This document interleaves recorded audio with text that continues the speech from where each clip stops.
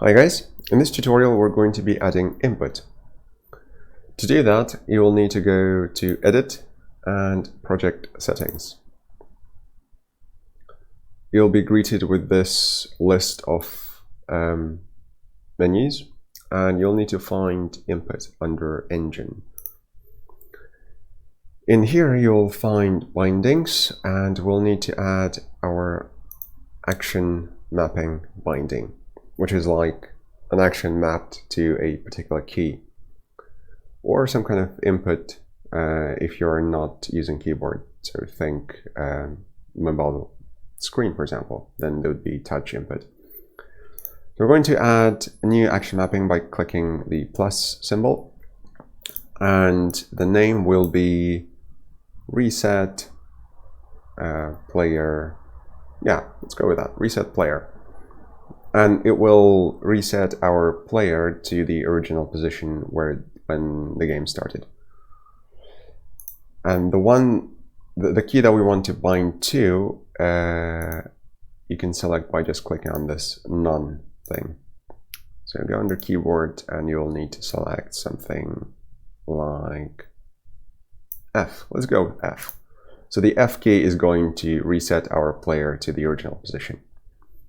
Close the window, and you will need to then find first-person character blueprint, which should be under Content, First-person BP, Blueprints, and there we can see the first-person character blueprint. Double-click on that to open the editor of that specific blueprint. You can see that there's a bunch of stuff in here. We have spawn projectile, jump. Essentially, you have a lot of different types of input here. And we're going to add our new one just below the spawn projectile. So if we right click, we should be able to find action reset player. So I've typed action reset and it gave me reset player and reset VR. We don't have any VR stuff, so we'll just go with reset player. Provides you with pressed, released, and the key itself that was pressed for that reset player binding. So it's very similar to FXGL if you've done any FXGL development. In Unity, I would assume it's very similar. It's been a while since I used Unity. So we'll go with reset player action. On pressed, we're going to do something, and what we're going to do is set location, I guess. Set actor location. There we go. Yeah, that's what we want. Target is self, because that's the first person character blueprint that we're editing. New location is where the player starts. And the player starts, so if I click on the first person character actor, we can see that the location is -260, -60, and 266. So we're going to use these. -260, -60, 266. I think these were the coordinates. Yep, these are good.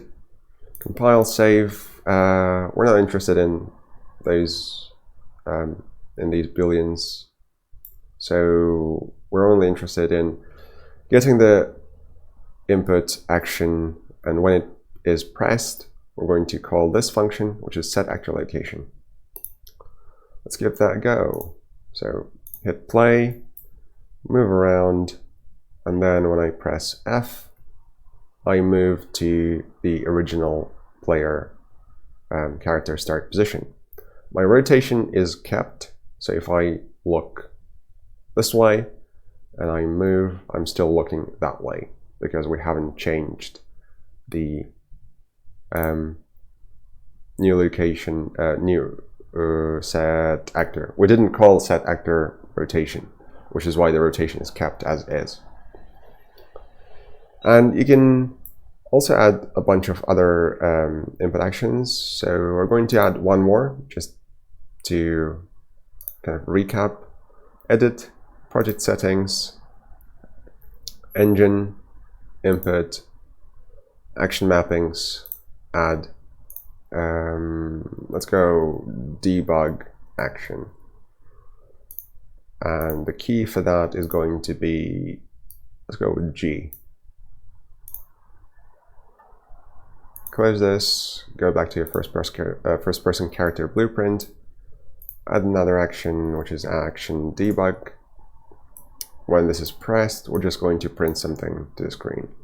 Print string. Actually, I don't remember if I talked about print string before. So this is actually pretty useful. Like if you want to check something is being called within a blueprint, then print string is like your standard print to the command line thing. So in Java, that's system.out.println. In C++, that's standard cout stuff. So we're going to say debug action. That's the string that will appear in the viewport when the game is running, when this thing happens, or rather when this particular node is executed. Compile, save, go back, play. So if I press G, then I can see debug action in the top left corner of my viewport.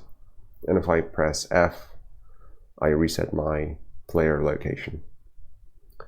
Okay, so in this tutorial we've covered how to add new input and how to print string to the screen, apparently. See you in the next video. Thanks for watching.